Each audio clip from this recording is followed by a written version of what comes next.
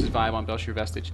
Kevin said, if you know your opponent is going to 9 pool, then 14 or 15 pool is probably your best bet. And yes, that is, of course, completely correct. I would prefer a 14 over a 15. It's just do the extra safety, having that the pool done that much faster.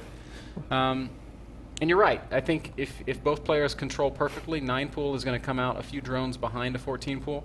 But it's still not an auto loss. It's all about execution, but you will definitely not have an even economy. Vibe is probably going to do something like a 9 pool into a little bit of drones into a Baneling follow-up. There's that spawning pool going down already. We casted a couple of ZVZs from Vibe in Premier League. And Vibe, by the way, big shout out to reaching all 3 seasons of WCS Premier League. Unfortunately, he wasn't really able to make that massive run at very tough groups over and over again. But yeah, we actually were able to cast a couple of his ZVZs. Played against Nesty, won the first series, lost against Jaedong, then played against Nesty again, and he lost his second series. But Vibe displayed us some fantastic ZVZ that day, and also a couple of well, fabulous holds, I would even say. Pulled the right amount of drones to keep his hatcheries alive against the early pool madness. Unfortunately, did not count the double 6 pool of Jaedong.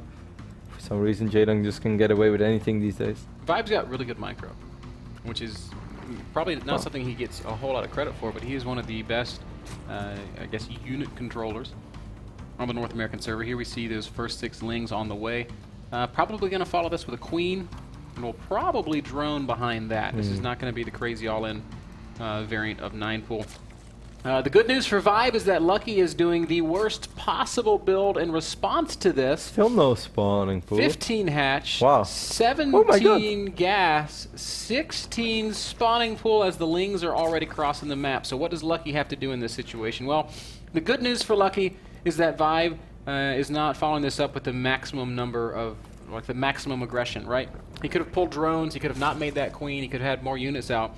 Lucky wants to get up to 18 drones as quickly as he can and just buy himself as much time with good micro to get those lings out as he possibly can. Vibe needs to go up into the main base immediately. It's exactly what we're not going to see. Well, he's going to leave 3 lings behind. I always prefer to see him just go to the main immediately. Certainly once he sees his spawning pool. That's probably what he's going to do, though. No? You pull those lings up, Vibe.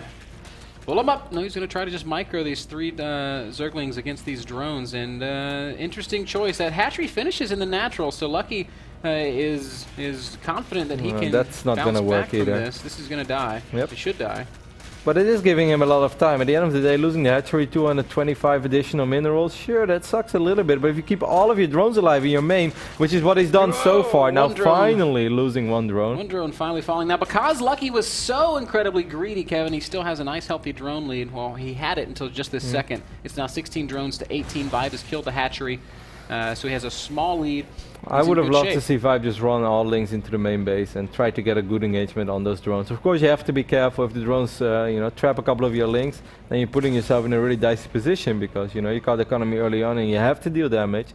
But right now, I feel that Lucky came out of this quite okay. Yes, I would tend to agree with you there, Kevin. He has a Zergling lead economically. It's basically even. Lucky's speed's even faster than Vibe, so that means that when this speed, oh my goodness, if these lings chase all the way across the map, speed will finish faster for Lucky than for Vibe, and Vibe will lose every one of his lings. That would be a terrible.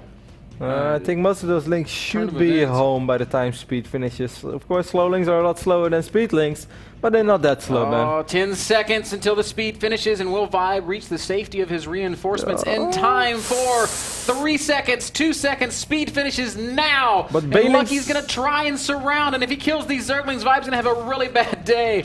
But he's actually fighting in an awkward spot, surrounding reinforcements coming down. And that makes the trade kind of even. Yeah, that was not too bad. Vibe almost got cut off there, but he had enough links on top of his ramp as well. He also revealed his single Bane link. That's of course a nice little scout for Lucky. Well, you might even be able to pick it up.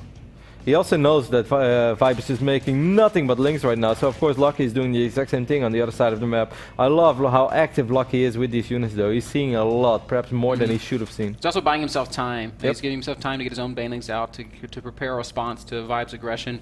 This is exactly what we predicted we'd see from Vibe. Will he be able to... Oh, nicely done, but no, he does not connect with the baneling. It's good that banelings don't do friendly fire then, man, because otherwise Vibe would have lost every single one of his banelings. I don't really like this move by Vibe. Choice, yeah. Just going to morph the banelings right in the face of his opponent. This is always a risky maneuver.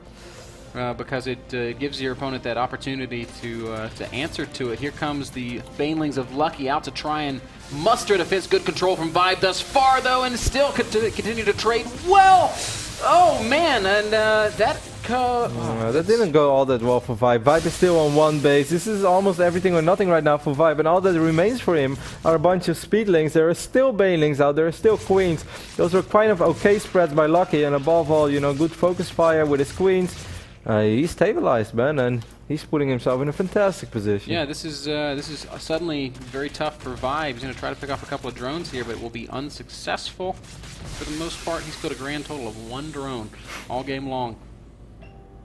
He will continue darting in with speedlings and trying to find openings, but Lucky's done a great job of this. And even if Vibe wants to drone up behind this, he's still gonna have to worry, because there are a crazy amount of links out on the map. He still has a couple of banelings offensively, and there are still units being streamed across the map. Of course, Lucky has to be on top of his control as well. What in the world is this micro dance we're seeing?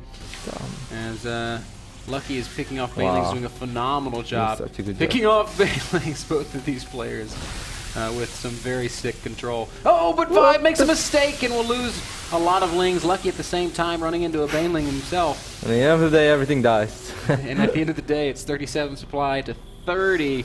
Worker-wise, Vibe with a small lead. Unit-wise, it's Lucky with a big lead, 8 lings to 0. Yeah, not just that, man. There are 9 drones in production right now, so as soon as all those drones morph, then of course Lucky will have a massive worker lead, and above all, he has a larva lead. This expand has been up and running for quite a while. Another inject will pop soon. He still has a few links out on the map. He's not going to be able to pick up that queen, but Lucky is in a really good position.